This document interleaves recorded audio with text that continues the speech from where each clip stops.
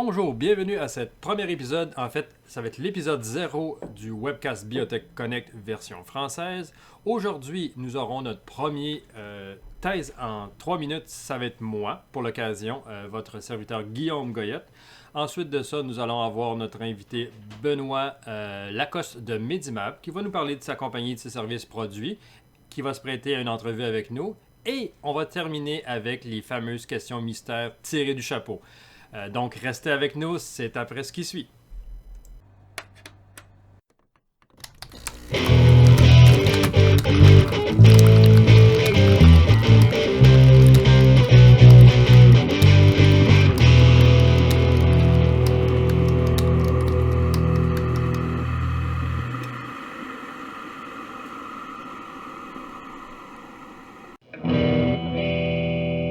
Rebienvenue! Donc, sans plus tarder, nous allons passer à notre première thèse en 3 minutes. C'est un étudiant de l'Université de Montréal dans le département de pathologie biologie cellulaire qui a terminé sa thèse en 2009. Et oui, c'est moi, Guillaume Goyette. Voici ma thèse en 3 minutes.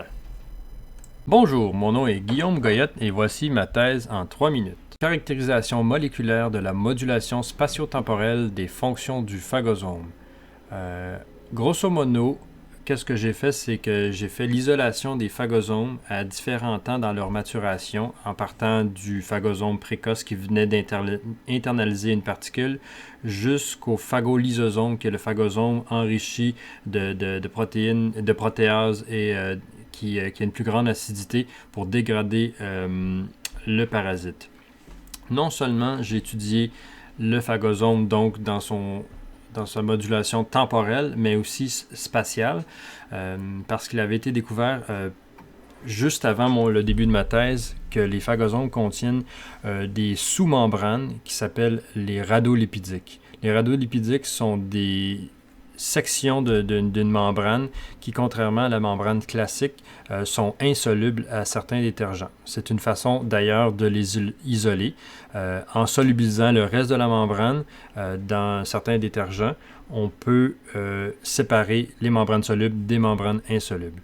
Donc, ce que j'ai fait, c'était d'analyser les protéines par spectrométrie de masse selon la maturation du phagosome de précoce à phagolysosome, ainsi que les protéines présentes dans les parties solubles et insolubles de la membrane du phagosome. Pour ce faire, j'ai fait la culture des macrophages. J'ai ajouté des billes de latex, donc qui sont perçues par le macrophage comme des envahisseurs, comme des particules à phagocyter. Suite de ça, j'ai fait la récupération des cellules. Je les ai brisées, puis je les ai étalées sur un gradient de sucrose que j'ai centrifugé, donc pour récupérer finalement l'interface donc, qui est de couleur bleue, car les billes sont bleues, où se trouvent seulement les phagosomes, grâce à la faible densité des billes de latex. Les billes de latex, une fois isolées, j'ai aussi séparé avec un détergent les parties solubles et insolubles des membranes. Donc, ceci m'a permis de découvrir que les protéines ne sont pas de base, les protéines qui se retrouvent dans les radolipidiques ne sont pas là dès le début. Il y a un recrutement externe, donc des protéines qui viennent de l'extérieur du phagosome et qui viennent entre autres des radolipidiques présents aussi sur les endosomes et les lysosomes. Mais aussi, il y a une source interne, il y a une réorganisation spatiale. Donc, certaines protéines sont au début de la phagocytose dans la membrane classique et se retrouvent par la suite dans la membrane dite radolipidique. Bon, donc, on vient d'écouter la thèse de Guillaume, notre premier candidat. En un mot, toi, qu'est-ce que tu en as pensé, Benoît? Ben, j'ai trouvé que c'était concis, c'était bien expliqué. On comprenait pas mal de quoi il s'agissait dans son domaine de recherche. Maintenant, c'est un domaine de recherche qui, pour moi, est quand même un peu loin de ce que j'ai fait. Je connais pas tous les détails de ça. Je sais pas, toi, ta connaissance du domaine, mais globalement, j'ai trouvé que c'était une belle présentation. Oui, en fait, d'accord avec toi, une bonne fluidité. Le temps était juste parfait. Pas d'usage excessif pas de détour inutile, en fait, ce que je voulais dire. Puis pour le peu que je connais sur ce domaine-là, en fait, c'est qu'est-ce qui est impliqué dans ce domaine-là, c'était de l'isolement sous-cellulaire. Donc, c'est-à-dire qu'on sépare le phagosome du reste de la cellule. Donc, on obtient juste une analyse des protéines spécifiques à cet organelle-là. On peut passer, si tu veux, dans le fond, on a fait une série de questions-réponses avec l'étudiant en question. Oui. On peut aller avec la première question. Donc, la première question, c'est quelle méthode as-tu utilisée afin de faire ton analyse de protéines pour déterminer c'est quoi les protéines qui se retrouvent à la surface? Guillaume nous répond, en fait, j'ai utilisé le fractionnement cellulaire après phagocytose de billes de latex. Les billes de latex ayant une densité vraiment inférieure au reste des organelles, on arrive à séparer le phagosome super efficacement du reste des cellules juste par gradient de flottaison. Notre autre question, c'était globalement à quelle application ce domaine-là a mené ou est-ce qu'il y a des domaines de recherche qui ont éclos de cette recherche-là?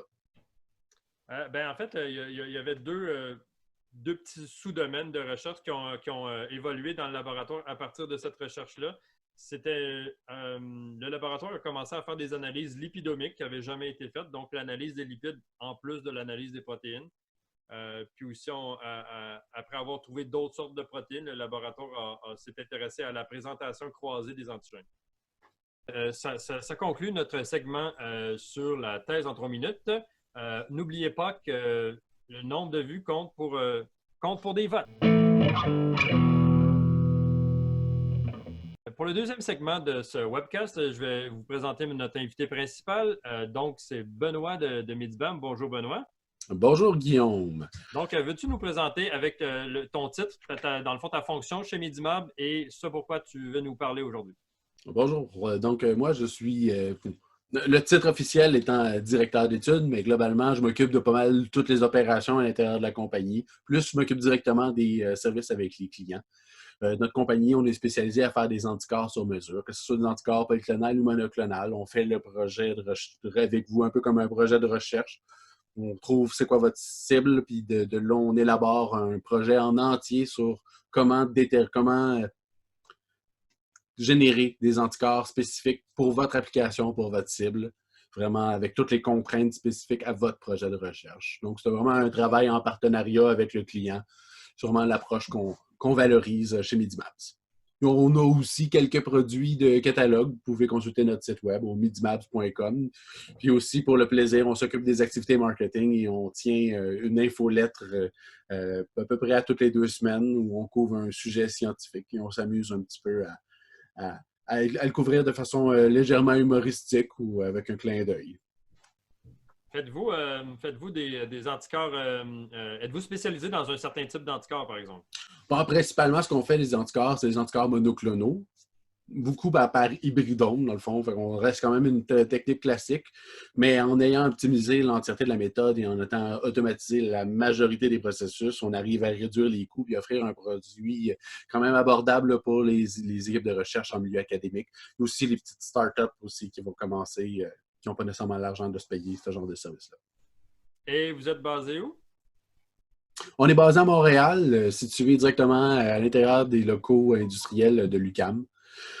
Au centre-ville de Montréal, près de toutes les universités. On se déplace même pour aller voir nos clients sur l'île, mais sinon, une visioconférence qu'on peut voir, c'est quand même assez simple. De ces temps-ci, on l'utilise beaucoup. Oui, absolument. Il faut être... on est béni d'avoir la technologie et de ne pas avoir eu cette crise-là, disons, 50 ans plus tôt où ce n'était pas très développé. Oui. Donc, merci Benoît, c'était bien intéressant. Maintenant, on va passer aux choses sérieuses, un petit peu à propos de toi. Je trouve que c'est intéressant de s'intéresser à la personne qui est derrière la compagnie. Puis, j'avais préparé quelques petites questions pour toi. Donc, ici, premièrement, parle-nous de ton poste actuel, dans le fond, de quelle façon tu as commencé de quelle façon tu as été introduit à ce poste-là de, en fait, directeur d'études? Ah ben, je suis rentré dans la compagnie un peu comme scientifique, à m'occuper un peu des projets à l'intérieur, mais avec le temps et les années, j'ai fini par prendre plus de postes, occuper plus Plus de positions au même d'importance. moment. Plus d'importance, mais c'est surtout plus de positions en même temps, parce que je couvre pas mal tous les paliers dans l'entreprise. Là. On est aussi une petite compagnie, là, fait qu'on reste quand même à- à Comme un tout le monde fait bon, un peu tout, là. tout le monde fait un peu de tout, mais c'est surtout le rapport directement avec le client. J'aime bien l'idée d'être. On est un peu comme un postdoc qu'un client engage afin de faire son travail pour développer un anticorps. On fait vraiment le service en entier, là, de maintenir le plus de contacts avec le client pour que ça lui donne je trouve que ça donne la meilleure expérience à mieux comprendre le domaine des anticorps. Ça reste quand même un domaine que les gens connaissent peu. C'est étonnant, là, mais les gens connaissent un peu les détails sur la façon de faire des anticorps et sur comment les anticorps sont faits et sur les détails de spécificité, là, comment déterminer si un anticorps est bien approprié à une application donnée ou à un projet de recherche donné. Ça reste quand même mon travail d'expliquer aux gens et de leur faire comprendre la meilleure approche à prendre ou encore même si le projet de recherche, c'est pas du tout ce qui est, ce qui est bon, c'est pas du tout un anticorps, ben, je vais leur dire tout de suite, là, si ça marche Donc, pas, je les c'est amène là, pas dans un projet qui va mener dans le mur. Là. c'est là où est-ce que le rôle du vendeur, ça c'est beaucoup relié au rôle du conseiller scientifique, là.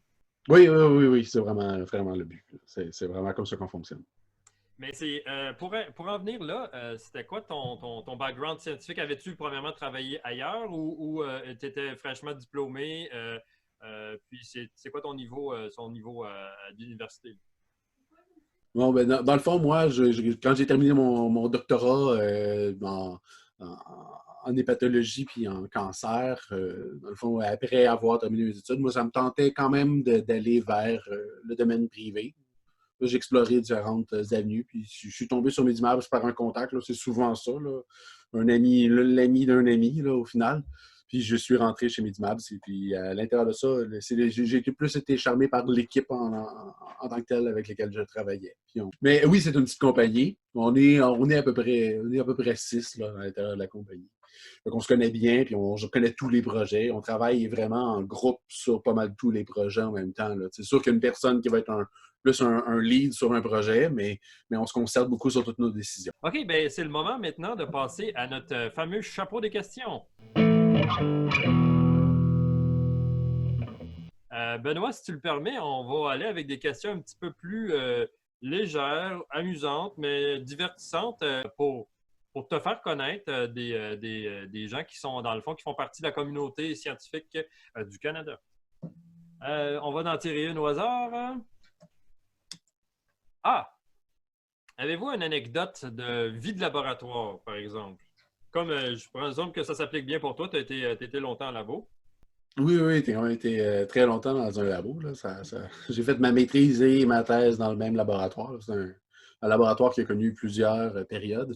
Mais entre autres, moi, l'anecdote que je me rappelle le plus, c'est arrivé plusieurs fois, parce que comme on travaillait avec des fois des cellules de foie humaine, ben, il fallait attendre, dans le fond, que les chirurgies aient lieu chez les patients pour avoir le bout de foie qu'on allait utiliser par la suite. C'était Ah oui, rester oui, oui, tard oui. le soir à appeler les infirmières, les chirurgiens, les pathologistes.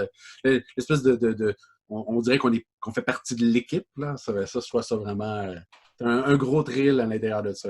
C'était quand même le fun. Mais aussi tout le reste, hein, rencontrer des gens d'un peu partout dans le monde. C'est quelque chose que souvent tu vois pas au début en rentrant dans ces études-là, mais tu te rends compte que tu vas travailler des fois avec des gens qui viennent de plein d'autres pays, ça te fait connaître plein d'autres cultures, tu restes avec ces amis-là. Moi, un très bon ami à moi est encore en Allemagne, mais on s'écrit encore de façon fréquente. J'ai des amis aussi en France, un peu partout. Là. Ah, c'est sûr que le milieu universel de la recherche en particulier, ça attire des gens ça regroupe des gens de plusieurs origines, nationalités, ainsi de suite. Le seul point commun, c'est le domaine de recherche. Ah, ben oui, parfait. Écoute, puis on va avoir le temps pour une autre petite question. En fait, ah, j'ai pigé. Y a-t-il une journée typique, en fait, on va dire en dehors du coronavirus, là, une journée typique dans votre métier ou ça peut changer tous les jours, là? Ça peut relativement changer tous les jours. C'est sûr qu'il y a beaucoup de journées qui se ressemblent dans leur fonctionnement. Là. C'est sûr que là, il y a toute la portion avec les différents processus qui sont automatisés, donc la gestion des robots qui vont partir durant la journée, plus la gestion des clients, discuter avec des clients, écrire des courriels. Là. C'est beaucoup ça. Là. C'est de la recherche sur Internet, lire sur le sujet de la personne, écrire, fouiller, utiliser différents outils informatiques, plus du laboratoire, plus... Mais les journées sont assez variées. Je dois avouer que ce que j'aime à l'intérieur de chez Medivab, c'est qu'on touche à tout et que c'est vraiment très varié. Et dernière petite question que je pose à tout le monde. Combien de cafés par jour? Je me limite à 2. Je me limite à 2. C'est bon, c'est raisonnable. Ben, en fait, sur ce, je te remercie beaucoup, Benoît. Surtout, merci d'avoir fait partie du premier épisode. En fait, on va l'appeler l'épisode 0, le pilote, comme on appelle ça, du webcast Biotech Connect. C'est très apprécié. Ben, merci. Bye.